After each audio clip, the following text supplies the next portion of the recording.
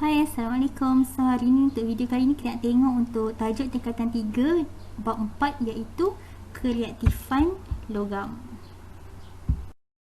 Dalam bab ni kita ada 3 subtopik penting. Subtopik yang pertama ialah 4.1 kepelbagaian mineral. Dalam subtopik ni kita akan kenal apa yang dikatakan sebagai mineral, apa unsur dan sebatian yang ada dalam mineral yang ada di dalam kerak bumi. Kita akan kenal apa ciri-ciri fizikal dan kimia, dan juga kita akan berkenalan apa sebenarnya kegunaan mineral ni dalam kehidupan seharian kita. Okay, untuk 4.2 kita akan tengok ialah siri kereaktifan logam, yang mana dalam subtopik siri kereaktifan logam ni kita akan belajar macam mana nak menentukan kedudukan logam-logam dalam satu siri kereaktifan, yang mana ditentukan dengan kadar tindak balasnya terhadap sesuatu unsur yang lain. Dan yang ketiga yang akan kita tengok ialah pengekstrakan logam daripada biji, yang mana sebenarnya setiap logam yang ada dekat sekeliling kita dia wujud dalam bentuk sebatian. So untuk kita dapatkan logam tulen sebenarnya kita perlu ekstrakkan dia. Okay, untuk lebih detail kita akan tengok dalam subtopik 4.3 ni. Okey, mineral ni sebenarnya ialah unsur ataupun sebatian yang wujud dalam kerak bumi. Okey, apa dia kerak bumi? Kerak bumi ni kalau belajar dalam geografi dia ialah satu lapisan bumi yang paling luar, dan in case kalau awak lupa apa yang dikatakan sebagai unsur dan juga sebatian, unsur ialah terdiri daripada atom ataupun molekul yang hanya terdiri daripada satu jenis sahaja. Contohnya kita ada atom emas ataupun kita ada molekul emas. So merujuk kepada cuma ada satu jenis unsur, satu jenis elemen sahaja yang ada kat dalam dia. Okay, untuk sebatian ni dia biasanya wujud dalam bentuk molekul, yang mana molekul tu terdiri daripada 2 ataupun 3 ataupun lebih lagi atom yang mana ada berlainan jenis. Itu ialah unsur ataupun sebatian, yang mana kebiasaannya unsur ataupun sebatian yang dalam kerak bumi ni biasanya dia wujud dalam bentuk pepejal, iaitu dalam batu batan yang awak jumpa dekat dalam kerak bumi. Sebahagian mineral biasanya dia terdiri daripada bentuk unsur, yang mana bila bentuk unsur dia tidak aktif ataupun kita kata dia tidak boleh nak bertindak balas dengan unsur lain bila mana dia digabungkan. Contohnya kalau awak boleh tengok dekat dalam slide ni, untuk contoh unsur logam kita ada emas, kita ada perak, kita ada platinum. Kalau bukan logam kita ada sulfur dan juga okey.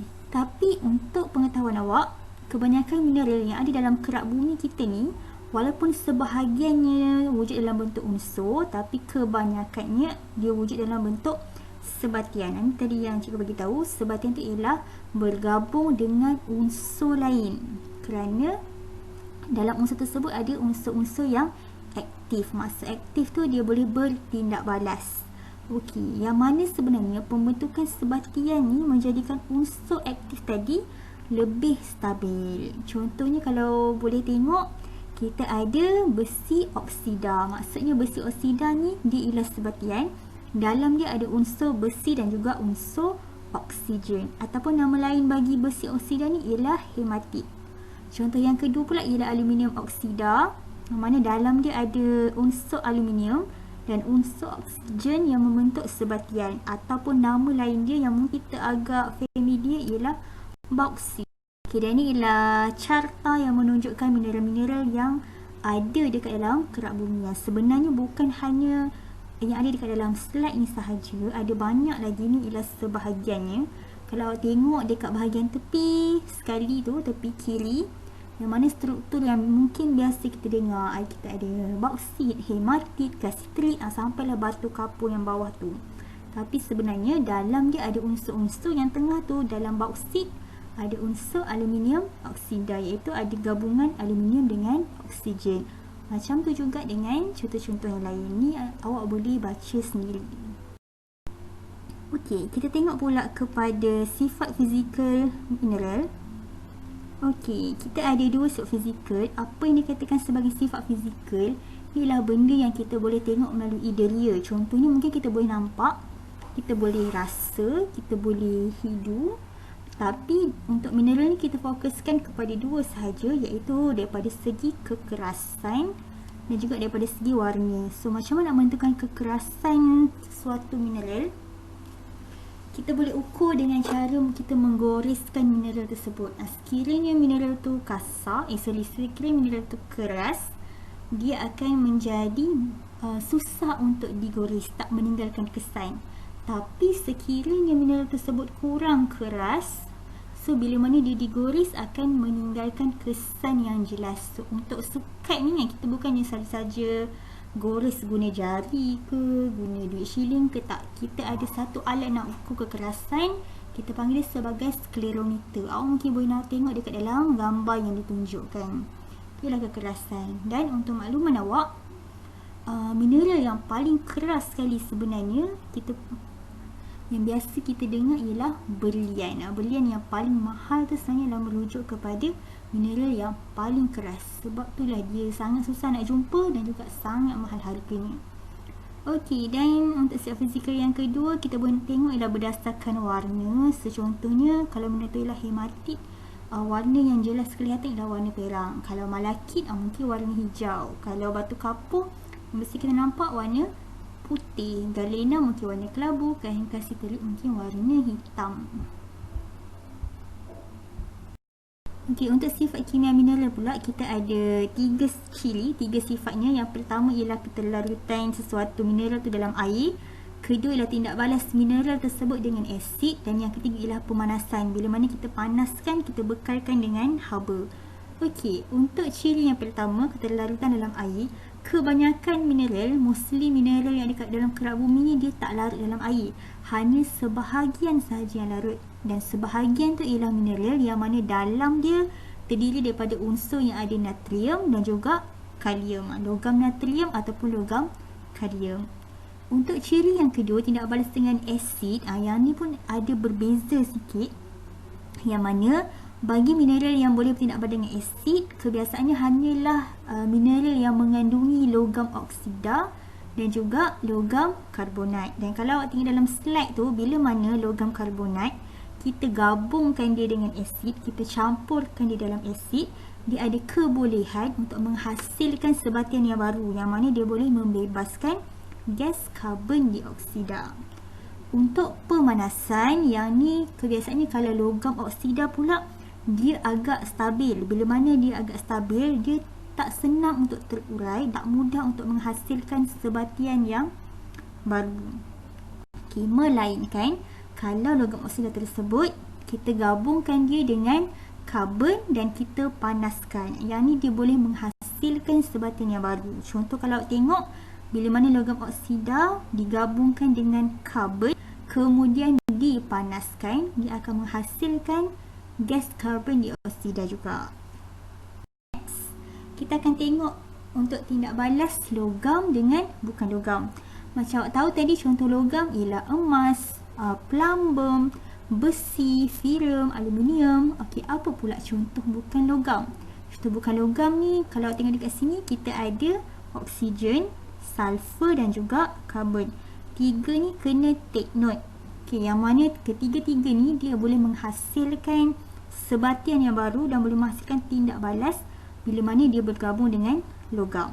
Okey, untuk contoh yang pertama, kalau tengok ni, logam bergabung dengan oksigen, dia punya persamaannya mesti membentuk logam oksida. Bila mana awak jumpa perkataan oksida, maksudnya oksigen tersebut telah pun membentuk sebatian. Contoh yang diberi, kalau kita ada logam firum ataupun kita biasa panggil dia sebagai besi, kita bekalkan dia dengan pemanasan, kita panaskan, bekalkan dengan oksigen, dia akan menghasilkan firum oksida, iaitu oksigen yang telah pun menjalankan proses tindak balas. Okay, untuk contoh yang kedua, kita ada berbeza sikit, yang mana bila mana logam kita gabungkan dengan sulfur, bukan logam, dia tak menghasilkan logam oksida, tapi dia akan menghasilkan logam sulfida. Sama jugalah awak jumpa je perkataan ida dekat belakang tu, maksudnya dia dah pun jalankan proses untuk menjadi sebatian. Contoh dia, kita ada logam aluminium, kita gabungkan, kita tindak balaskan dia dengan sulfur, kemudian kita panaskan, so automatik dia akan menghasilkan sebatian yang baru, namanya ialah aluminium sulfida. Okay, untuk yang ketiga pula, Teori yang ketiga, kalau awak ada logam dan gabungkan dengan karbon dan juga bekalkan dia dengan pemanasan iaitu oksigen, dia akan menghasilkan logam karbonat. Apa maksud logam karbonat tu? Karbonat tu ialah terdiri daripada unsur karbon dan juga oksigen. Dia tak akan jadi logam karbosida ke, logam karbosida ke, tak, dia akan jadi logam karbonat. Contohnya ialah bila mana kita ada logam kalsium, tambahkan dengan karbon, karbon bukan logam, tambahkan dengan oksigen yang bukan logam juga, kita panaskan, akan menghasilkan kalsium karbonat. Okey, kalau tengok kebanyakan logam karbonat ni dia akan terurai kepada logam oksida dan juga gas karbon dioksida. Ni tadi yang kita tengok dekat slide sebelum ni, bila mana logam karbonat dipanaskan, dia akan bentuk sebatin yang baru. Contohnya kalau tengok tu ni dekat sini, kat dalam slide, tadi kalsium karbonat, bila mana kita panaskan, dia akan mudah terurai. Terurai menjadi apa? Dia akan jadi kalsium oksida dan juga karbon dioksida. So kalau tengok, sebenarnya bila kita panaskan ni, dia akan dibekalkan dengan oksigen. So kalsium bergabung dengan oksigen akan jadi kalsium oksida. Karbonat kita tambahkan dengan oksigen pun dia akan jadi karbon dioksida. So kata kuncinya ialah bila mana logam karbonat kita panaskan, akan membentuk logam oksida dan akan membebaskan gas karbon dioksida. So bila mana gas karbon dioksida dalam ujian, apa yang membuktikan gas karbon dioksida ni dah dibebaskan? So kita akan uji dengan air kapur. So gambar kat tepi ni ialah contoh air kapur. Air kapur ni asalnya dia tidak berwarna, dia jernih. Tapi bila mana andai kata adanya gas karbon dioksida dimasukkan dalam tabung didih yang ada air kapur ni, automatik dia akan menyebabkan air kapur ni bertukar menjadi keruh. Macam dalam gambar yang kedua ni, daripada jernih bertukar menjadi keruh dengan adanya kehadiran gas karbon dioksida. Okey, next. Kita tengok pula kepada logam sulfida. Apa jadi dengan logam sulfida ni kalau kita panaskan? Sama juga, dia akan terurai. Tapi terurai menjadi apa? Dia akan menjadi logam oksida dan juga gas baru iaitu sulfur dioksida. Samalah juga, kita panaskan, kita bekalkan dengan oksigen. So logam tambah oksigen akan jadi logam oksida. Sulfida, sulfur oksigen, tambahkan lagi dengan oksigen, kita akan jadi sulfur dioksida. Yang ni ialah contoh yang ada yang boleh baca. Okey, untuk gas sulfur dioksida, cara kita nak uji pula, dia akan tengok pada warna juga. Kalau tadi air kapur daripada jernih bertukar jadi keruh. Tapi kalau sulfur dioksida, kita akan gunakan satu larutan yang berwarna purple, iaitu kalium permanganat beresid. Bila mana gas sulfur dioksida ni bertemu dengan kalium permanganat beresid tu, dia ada kebolehan untuk lunturkan warna purple tadi bertukar menjadi warna yang jernih. So ingat je, kalau air kapur daripada jernih bertukar keruh. Kalau sulfur dioksida guna kalium permanganat, daripada purple bertukar jadi colorless, bertukar jadi jernih. Okey, dan ni ialah kegunaan mineral yang terakhir untuk subtopik 4.1. So kalau awak tengok dekat sini, kita ada kegunaan contohnya dalam penghasilan kosmetik, terutamanya macam lipstick ke ataupun sunblock, kita menggunakan aluminium oksida. Untuk pasir tu, untuk kita hasilkan pasir, kita menggunakan silika ataupun nama lainnya ialah silikon dioksida. Untuk menetralkan tanah, kita menggunakan kalsium oksida. Dan juga dalam penghasilan untuk pengekstrakan logam daripada biji, kita memerlukan kalsium karbonat. Okay, dan yang paling terakhir sekali, yang cikgu ada soalan, yang mana soalannya ialah, okey, sekiranya unsur aluminium dalam kerak bumi, kita jumpa di dalam bentuk aluminium oksida iaitu biji bauksit. Okey, tapi kalau emas pula, biasanya kita jumpa dalam bentuk emas tulen. Okey, soalannya, jelaskan secara ringkas pernyataan di atas untuk 2 markah. So kita hold kejap, tunggu selama beberapa minit. untuk tahu apa jawapan yang ada. Stopkan kejap video. Jawab nilai jawapannya. Okay, yang mana dua markah tadi tu sebenarnya kita nak bagi tahu kenapa aluminium dia biasanya wujud dalam bentuk biji, iaitu biji ni ialah sebatian. So jawapannya ialah sebab aluminium adalah unsur yang reaktif. Bila mana dia adalah unsur yang reaktif, dia boleh bergabung dengan oksigen untuk membentuk aluminium oksida yang lebih stabil. Dan disebabkan dia ialah unsur yang aktif, so dia akan bergabung dengan unsur lain, ataupun kita panggil unsur yang aktif tu ialah unsur yang reaktif, istilah dia. Tapi berbeza dengan emas. Kenapa emas hanya wujud dalam bentuk unsur sahaja dalam kerak bumi ni? Sebab emas adalah unsur yang mana dia tidak reaktif. Bila mana tidak reaktif, tak boleh nak bertindak balas, so dia tidak akan bergabung dengan unsur lain dan hanya wujud dalam unsur yang bebas. Okey, so sampai sini je. Kita akan jumpa lagi dalam video yang lain.